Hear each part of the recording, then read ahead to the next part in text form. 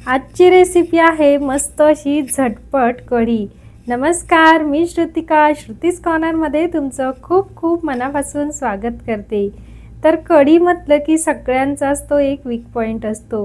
अगदी भातासोबत म्हणा किंवा मस्त गरमागरम फुनके किंवा चपाती किंवा भाकरीसोबतही ही कढी अतिशय छान लागते। तर नुसती प्यायला तर अप्रतिम, मस्त अशी रिमझिम पाऊस चालू आहे आणि गरमागरम कढी तर खूप छान मस्त असं हे समीकरण आहे। आणि थंडीमध्ये सुद्धा कढी अगदी आवर्जून खाल्ली जाते बरं का।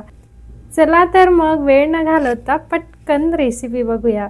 तर त्यासाठी आपल्याला लागणार आहे 250 ग्रॅम दही, 1 चमचा बेसन पीठ, 7 ते 8 पाकळ्या ठेचलेला लसूण, त्यानंतर 2 हिरव्या मिरच्या बारीक ठेचलेल्या, 10 ते 12 कढीपत्त्याचे पानं आणि 1 चमचा जिरं आणि थोडासा चिमूटभर हिंग आपल्याला लागणार आहे।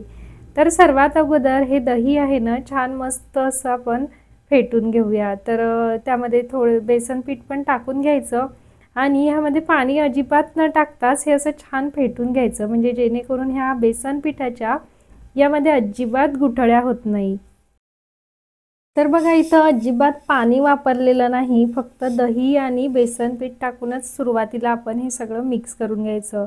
असं केल्याने काय होतं की आपल्या कढीमध्ये अजिबात बेसन पिठाच्या गुठळ्या होत नाही। जर तुम्ही पाणी सुरुवातीला टाकलं तर खूप गुठळ्या होतात आणि त्या आपल्याला छान असं प्लेन मिक्स करता येत नाही।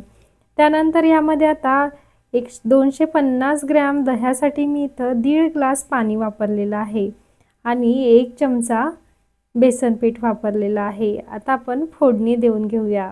तर त्यासाठी सुरुवातीला छान एक भांडं जाड बुडाचं घेतलेलं आहे, त्यामध्ये 1 पळीभर तेल टाकून घ्यायचं। तर तुम्हाला आवडत असेल तर साजूक तुपाची फोडणी दिली ना तरीही खूप छान फोडणी बसते बरं का।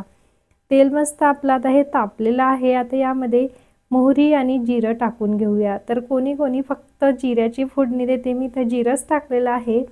तर जिरं छान मस्त फुललं की यामध्ये लसूण टाकून घ्यायचा।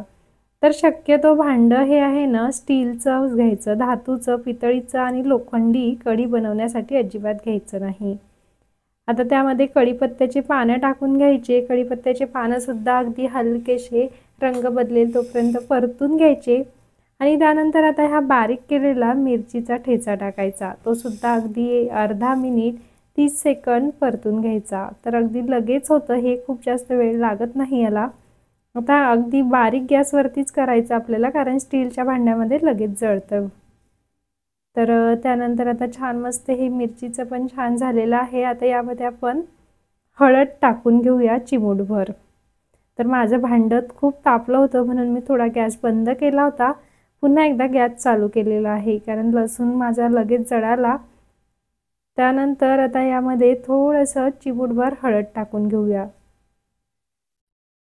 तर हळद टाकल्यामुळे ना काही भागांमध्ये हळद टाकत नाही कढीमध्ये, तुम्हाला आवडत असेल तर नाही टाकली तरी चालेल। चिमूटभर हिंग टाकून घ्यायचा, हिंग आवर्जून टाका कारण बेसन पीठ टाकल्यामुळे ना काही काहींना ते थोडंसं वातळ होतं खायला, म्हणून हिंग टाकला तर पचायला हलकं जातं।